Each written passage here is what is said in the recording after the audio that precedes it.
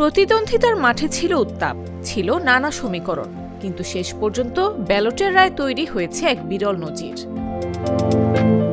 ত্রয়োদশ জাতীয় সংসদ নির্বাচনে ইতিহাস গড়েছেন ধানের শীষের মনোনীত প্রার্থী ও সাবেক স্বরাষ্ট্র প্রতিমন্ত্রী লুৎফুজ্জামান বাবর ও জাতীয় নাগরিক পার্টির দক্ষিণাঞ্চলের মুখ্য সংগঠক হাসনাত আব্দুল্লাহ।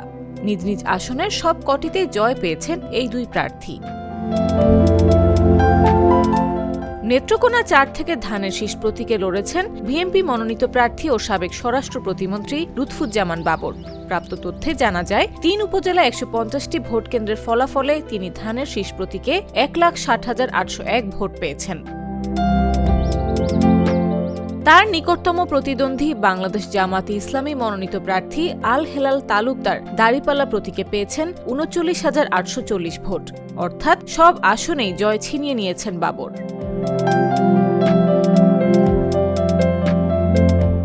এদিকে কুমিল্লা ৪ আসন থেকে বেসরকারিভাবে ঘোষিত ফলাফলে ১১৬ কেন্দ্রের সব কটিতেই জয়ী হয়েছেন হাসনাত আব্দুল্লাহ। তিনি সর্বোচ্চ ১,৬০,৫২৬ ভোট পেয়ে বিজয়ী হন।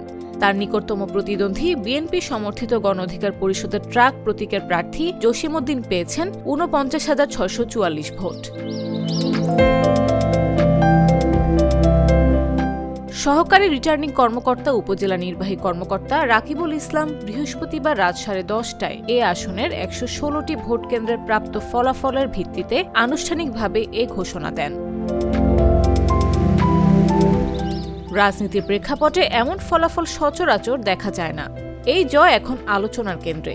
নির্বাচনী মানচিত্রে একরঙা ফলাফল গড়ে দিয়ে হাসনাত আব্দুল্লাহ এবং লুৎফুজ্জামান বাবর নাম লিখিয়েছেন এক অনন্য রেকর্ডে। নিউজ ডেস্ক, জাগো নিউজ।